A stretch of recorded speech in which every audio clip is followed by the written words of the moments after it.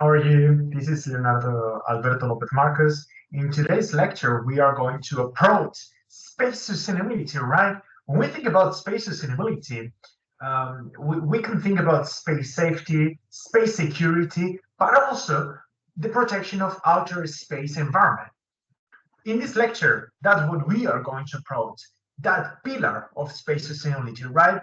Which means outer space environment, the protection of outer space environment. So then we are going to wonder whether outer space environment is protected under international space law, which means legally binding solutions, legally binding protection.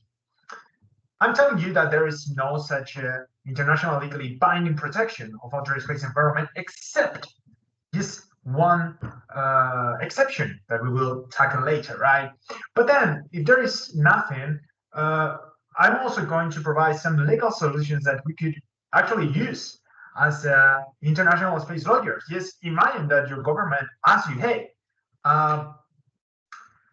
we need you, right? We are going to the International Court of Justice, the PCA also, so how can we support our arguments that there is been a severe damage of outer space environment and we need to protect it, right? We will approach that later. So then in this slide, you have two pictures, right? On the left, you have just active satellites.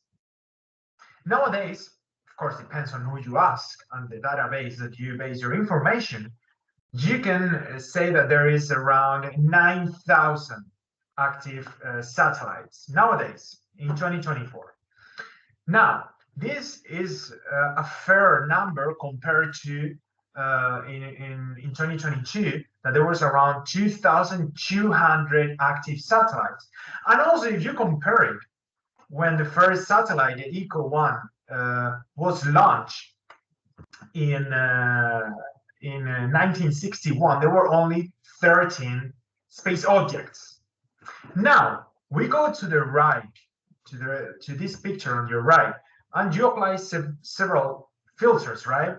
So in that picture, you can see space debris, space objects, active satellites, and so forth. To put it in some perspective, in that picture, yes, 99% of those objects are space debris, and 1% is 1% active satellites. And this picture is going to get more crowded. Why? Because of the, for instance, the constellation of satellites, right? We have some predictions, some numbers. We have Starlink for the next year. There will be 30,000. It's a prediction of Starlink satellites. We have 10,000 satellites from the Chinese SatNet. Also, we have Kuiper, Amazon, 3,000. We have OneWeb. We have Telesat, and on and on. Historically speaking, how these debris have been generated, right? How? So historically speaking, in the past, and also in the current present, in 2024, it's been basically by as a test. That's very common when it's kinetic, and it target a space object, so it creates clouds of space debris. Also, something very common, breakups from space objects, and then also something more intentional aside from the asset test. You also can find expendable stages from rockets that we threw to outer space. Now, with reusable rockets, this part of the equation is being reduced, right? So what we are going to face now in the future are collisions and generation of space debris. That's pretty common because it's getting more crowded. So that's how we are going to get more debris, collisions. In light of these circumstances, it's really fair to wonder, well, is there any protection of outer space environment under international space law? So in order to reach to this conclusion, no, we have to go to the Vienna Convention on the Law of the Treaties from 1969, right? So still, some scholars, or when you read some literature or even some positions from governments, they think that Article 9 from the outer space environment provides an outer space, an environmental protection of outer space environment, of course. This is not the case. In order to reach to that conclusion, we have to define what is forward contamination and backward contamination in general terms, right? Forward contamination is all the contamination that we export to outer space or we create in outer space. It could be nuclear waste, space debris, chemical contamination, pollution, and so forth, biological contamination. Well, in that case, we are actually the aliens if we go to outer space, right? And then you have backward contamination, which is the reverse, is everything that we import, is the reverse of forward contamination we import to Earth. So then, in article, considering this, right, these notes, if we go to Article 9 of Outer Space Environment, it says that states have to, or well, shall, that language of mandatory, shall avoid harmful contamination of outer space and also celestial bodies, right? So what is harmful contamination? Harmful contamination, if you apply the Vienna Convention, the rules of interpretation, we ended up saying that harmful contamination refers to chemical contamination, just chemical contamination. So outer space environment is protected under international space law, legally binding solutions, against only chemical contamination, not space debris, nothing like that. It would be different if it would have been said adverse changes, to avoid adverse changes in the environment of outer space environment or celestial bodies, but because adverse changes is a more general concept of contamination, which you could include space debris, chemical contamination, nuclear waste, even feces, the poo. We have to remember that in the Apollo missions, astronauts, they left tons of feces, of poo. So is it contamination, right? Is it pollution of the moon environment, right? In any way, and in any case. So here, adverse changes, the problem is that under Article 9 only refers to the environment of Earth. And there is also another subtype of contamination, which is extraterrestrial matter. So it's just not adverse change, it's extraterrestrial matter, biological contamination, but it's only for Earth. So harmful contamination in terms of forward contamination is just a subtype of forward contamination. So it does not include, for instance, space debris. It's different with the Moon Agreement because Article 7, it says, it describes, well, it gives a protection of celestial bodies and the moon environment because it refers to harmful contamination, but also to contamination that perturb or, well, sorry, disturb the balance of the moon environment, of the celestial bodies. So you could put there, for instance, space debris. What is going on now? That the Moon Agreement is not a failed treaty, right? But it has a limited, legally binding by states, right? And of course, it's not included all those nations that can go to outer space environment or, let's say, spacefaring nations, right?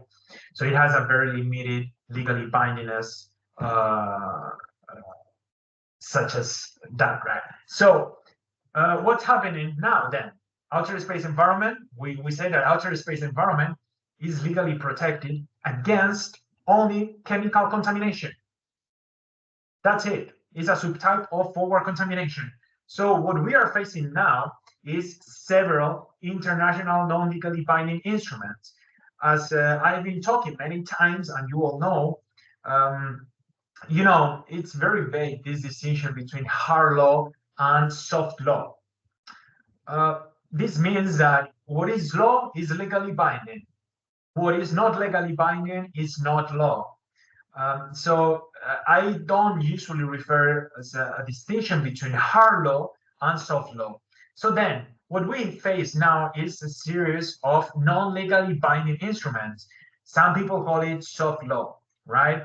But it's not. It's just non-legally binding instruments. This is, for instance, the Space Debris Mitigation Guidelines from 2007, long-term sustainability guidelines from 2019. Then we also have the Artemis Accords, that is non-legally binding. It's not a treaty.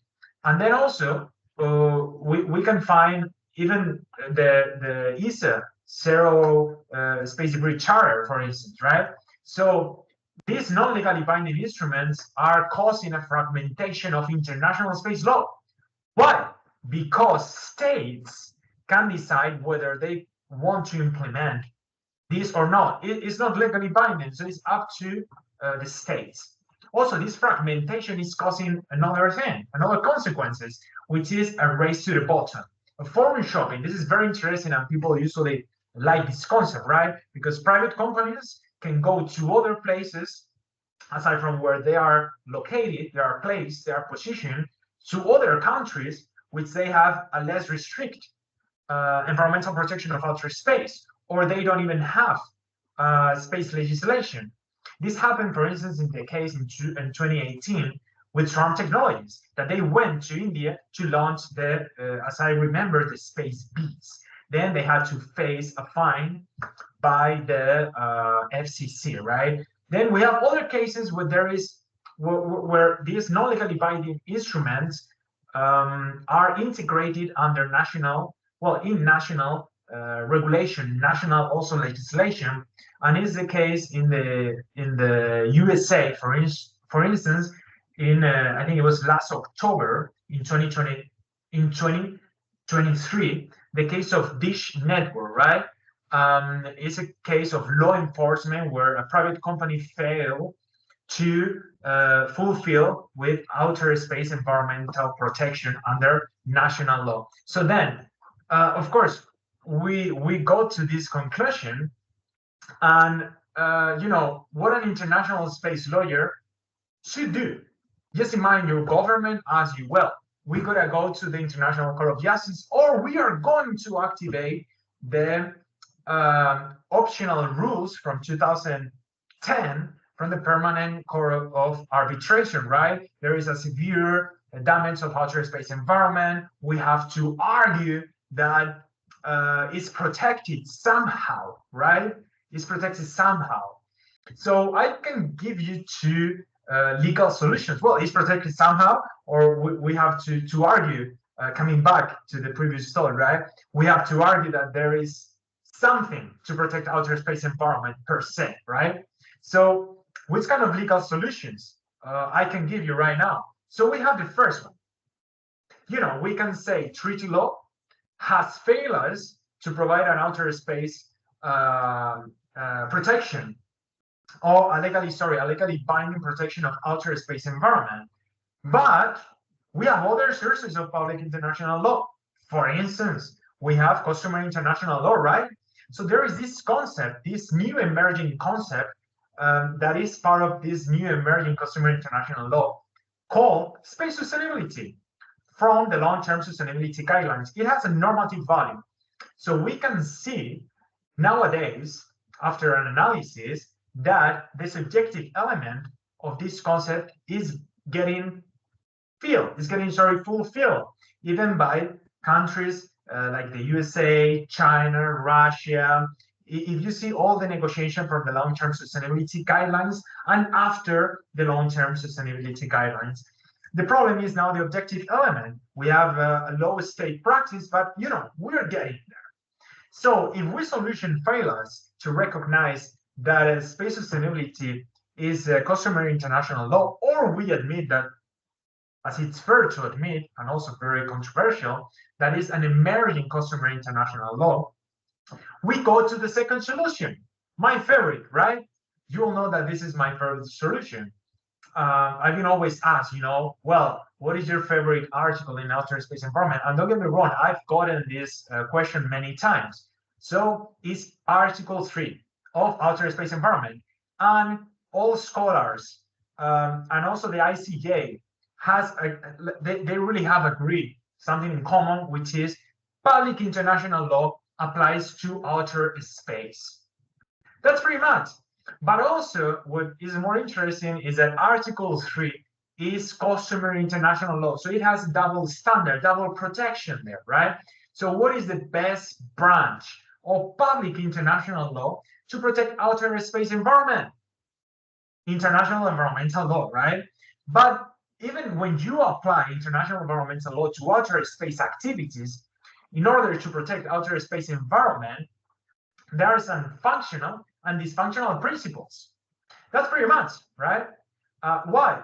Some principles are, they do not work to outer space environment because it's different. For instance, sustainability, sustainable development, it does not apply to outer space environment because it's vast. It's different than the quality, the characteristics, the features, everything is different except the orbits, Earth's orbits, which are a limited natural resource. And also some scholars, some literature, they consider them as a global Earth environment. It involves also Earth's orbit, which is different. But also we have other principles, for instance, that they are dysfunctional, that they cannot be applied to outer space, is polluter pays principle. Who are you going to pay for contaminating outer space environment? There is not such an international authority that rules outer space. There is no government or unified government in outer space environment. But then there are other functional principles of international environmental law. For instance, we have prevention principle, we have precautionary principle, we have common but differentiated responsibilities principle, which is very important in the access of and utilization of outer space environment. However, even when you apply these functional principles, there is another step that we have to get over. It is, well, they are functional, they can be applied, but what is their legally binding force, right? For instance, prevention principle or preventive principle, let's say, it has a legally binding force. It's legally binding.